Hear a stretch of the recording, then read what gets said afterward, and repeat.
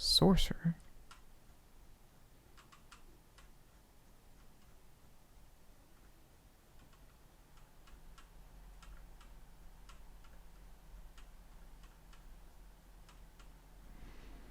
Okay, Mage, Charisma, same thing. Innate Sorcery is a new first level feature, giving 2 sorcerer-only spells that represent the rolling magic within. The only new sorcerer features in this playtest emphasize the sorcerer's ability to tap into their innate magic to create extraordinary effect. Spellcasting gives more spells to the sorcerer over the life of the character, now capping at 22 rather than 15. This is one of the most requested changes for the class. Font of Magic now has a sorcerer level prerequisite for creating each spell slot. Not entirely sure what that means, but we'll see. Meta Magic has moved from 3rd level to 2nd level. The feature also now gives you 3 Meta Magic options instead of 2. You get 3 more at 13th level. Wow, so you have 6 by 13. It also lets you change one of your Meta Magic options for each long rest. Sorcerer's Vitality is a new 5th level, new 7th, new 9th. Move from 20th to 15th. New 18th, 20th. Okay. 1d6. Is the hip die. No armor proficiency. Just simple weapons simplified there. No tools.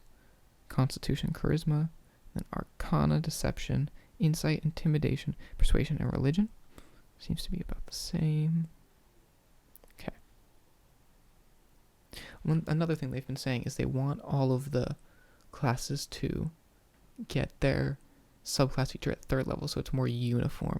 And especially with Sorcerer and Warlock, who used in the 2014 Player's Handbook, got their subclass at 1st level, it was almost like you weren't ever a Sorcerer. You were always a Draconic Bloodline Sorcerer, or you were a Fiend Warlock. You never just got to be a Sorcerer, or just a Warlock. Okay. Innate Sorcery. An event in your past left an indelible mark, never seen that word before, on you, infusing you with a simmering magic that is sometimes challenging to control. You always have the Sorcerer's Burst and Chaos Bolt spells prepared. So those were... Chaos Bolt was the... Was that not... No, that was 1st level. Chaos Bolt was the one from Xanathar's, and Sorcerer's Burst is one of the new sorcerer-only spells.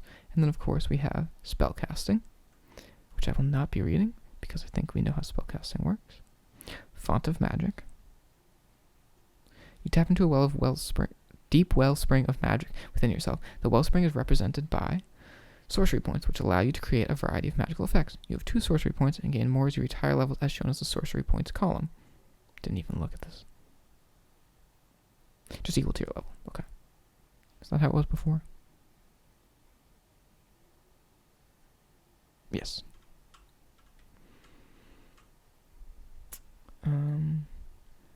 You can never have more sorcery points than shown on the table for your level. You gain all spent sorcery points when you finish a long rest. You can use your sorcery points to gain additional spell slots, or sacrifice spell slots to gain additional sorcery points, as described below. You have other ways to use sorcery points and some other sorcerer features. Looks to be the same. Let's check this table. So they now added that you have to at least be this level in order to convert, which makes sense. I think they previously just had it stated that if you don't already have those spells available to you, you can't just create it. All looks about the same. Meta Magic, because your magic flows from within you, you can alter your spells to suit your needs. You gain 3 Meta Magic options from Meta Magic options. You can use 1 Meta Magic option on a spell when you cast it, unless otherwise noted. Cool. And you can replace a Meta Magic on a long rest. Subclass feat, Sorcerer's Vitality. You can use your innate magic to heal yourself. Okay, so it looks like a bunch of these sorcerer-only spells you just get given. I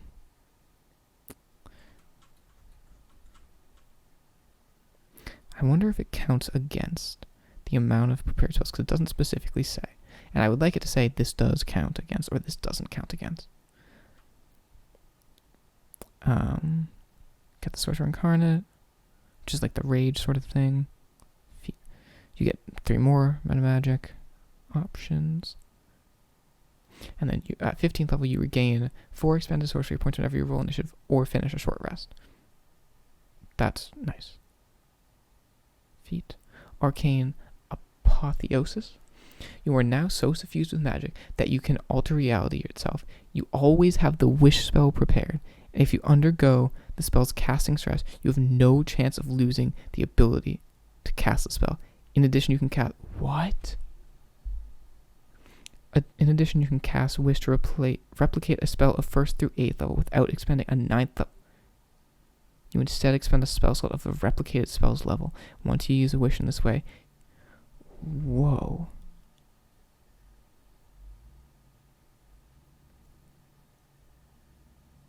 That's crazy. Sure, you're 18th level, and you're meant to be powerful. But always having wish prepared... And then still having your 9th level. Wow. Okay. Okay, let's look at meta magic options. Careful spell now prevents an affected creature from taking half damage on a successful save. Distant spell increases a spell's range. Okay, let's just look at them. Careful spell costs 1 sorcery point. When you cast a spell that forces other creatures to make a saving throw, you can protect some of those creatures from the spell's full force. To do so, you spend 1 sorcery point and choose a number of those creatures. Your charisma modifier, yep, minimum of 1. A chosen creature automatically succeeds on a saving throw against a spell, and it takes no damage. Okay, so that's nice. Distance spell costs 1. When you cast a spell that has a range of at least 5 feet, you spend 1 point to increase the range by a number of feet equal to 30 times your sorcerer level. So you could 30 times 20, 600 feet. Used to be double. You can still extend the range from touch, which is nice. But it used to be you double it, so it would depend on that. Wow. 600 feet from 5 feet. That would be crazy. Of course, you'd have to be 20th level for that, so I guess it's okay. Empowered spell. 1 sorcery point. When you roll damage for a spell, you can spend 1 sorcery point to reroll a number of the damage dice up to your charisma modifier. It seems to be the same. And must use a new roll. You can use this if you even with other meta magics. That's the same. Extended. Duration of 1 minute long. You can spend 1 sorcery point to double its duration. Yep. Oh, and this would, if you extend it, you would get concentration. So it could also be kind of a use for that if you just wanted concentration, didn't necessarily need. But so many spellcasters take Warcaster that you would already have advantage. Alright, heightened spell. Okay, it's now 2 sorcery points instead of 3. When you cast a spell that forces a creature to make a saving throw to resist its effects, you can spend 2 sorcery points to give it disadvantage. I think that's the same other than the cost. Quicken spell, still 2 sorcery points.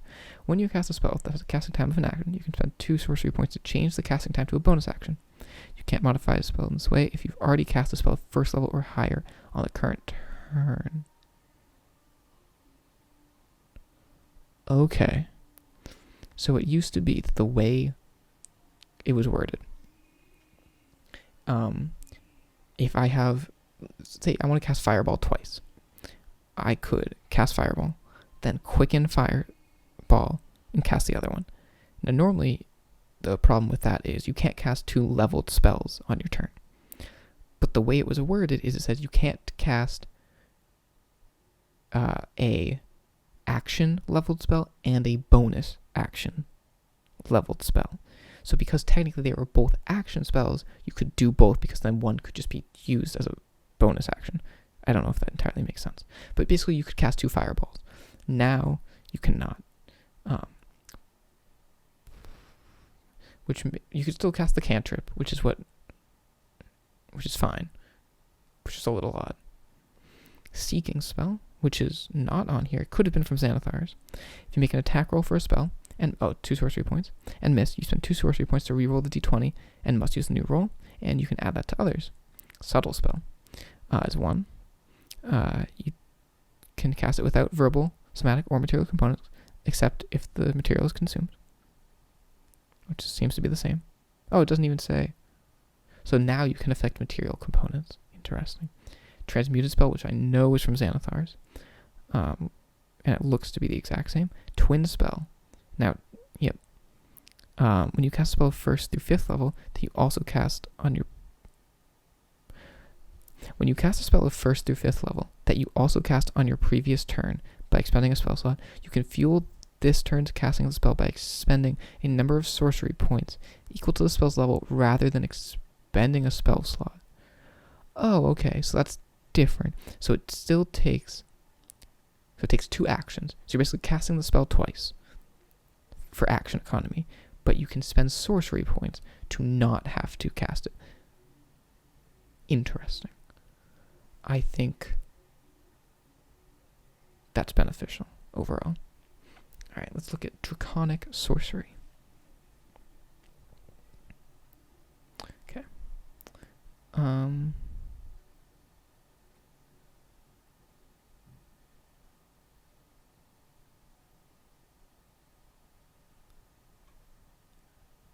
Okay, let's see. Magic in your body manifests physical traits of your Draconic gift. Hit point maximum increases by 3, increases by 1 again whenever you gain another sorcerer level. So you just get 1 extra hit point for every level, which is the same thing here. Parts of you are also covered by dragon-like scales. While you aren't wearing armor, your base armor is 10 plus dex plus charisma. Previously it was just 13 plus dex, but now charisma's in there. Interesting. Dragon speech. Your Draconic gift causes your speech to be understood by all creatures of the dragon type, and you understand their communication. Previously, you just learned Draconic. This is much more powerful. And you had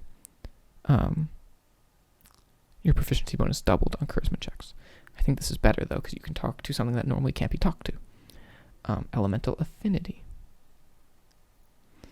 Your Draconic magic has an affinity with one of the damage types associated with dragons. You have resistance to that damage, and when you cast a spell that deals damage of that type, you can add your charisma modifier to 1 damage roll of that spell. Okay. Now it doesn't cost a sorcery point. Draconic exhalation, which is new. Once per turn, when you cast Sorcerer's Burst, so your essentially rage feature, you can exhale in a 15-foot cone rather than selecting a target within range. To cast the spell in this way, you must choose the damage type associated with your element. Okay.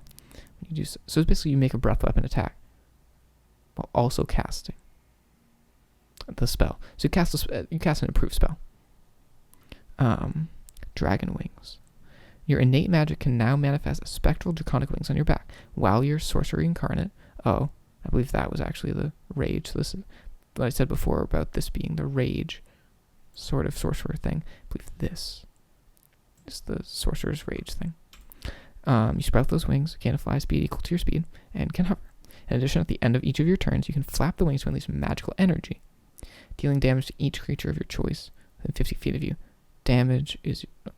Okay. Flying is always good. 14th level for, I believe the spell lasts for a minute. Beneficial. I'd say that's pretty good.